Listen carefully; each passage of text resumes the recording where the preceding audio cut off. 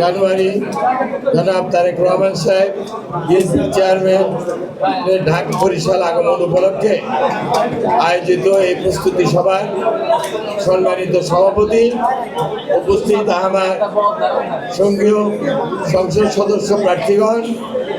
এবং সাংবাদিক ভাইয়েরা ও বরিশালের বিভিন্ন এলাকা থেকে আগত অসংখ্য নেতাকর্মী ভাইয়েরা, আসসালামু আলাইকুম। আপনারা জানেন অতীতে খোলার রেকর্ড আছে যে বরিশালের জনসভায় 3 দিন আগে এসে আমরা বেঞ্চ পার্কে বসে রান্না বান্না করে খেয়ে আওয়ামী লীগের যে বাধাকে উপেক্ষা করে আমরা জনসভা করে গেছি বেগম খালেদা জিয়া। কাজে এবারও তারেক রহমান সাহেব বেগম খালেদা জিয়ার নেতৃত্বে দীর্ঘ 17 বছর প্রবাসে থেকে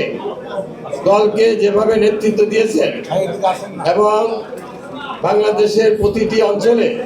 যুব সমাজকে, ছাত্র সমাজকে, যুবদল, ছাত্রদল, স্বেচ্ছাসেবক দলকে যেভাবে তিনি সুসংগঠিত করেছেন, এটা একটা অতুলনীয় ঘটনা। আমরা আগামী নির্বাচনে আল্লাহ চায় তো ভোটের মাধ্যমে তারেক রহমান সাহেবের তার এই উদ্যোগের, তার এই সাংগঠনিক দক্ষতার আমরা তাকে রেজাল্ট আমরা উপহার দিব। আজকের সম্মেলন, আজকের এই প্রস্তুতি সভার মনোনীত সভাপতি, আমি আপনাকে আশ্বস্ত করতে চাই, ভোলা থেকে অতীতের মতো আমরা সর্বোচ্চ নৌকা, লঞ্চ, পায়ে হেঁটে, বাসে, মোটরসাইকেলে আমরা আপনাদের এই জনসভায় আমরা অংশগ্রহণ করব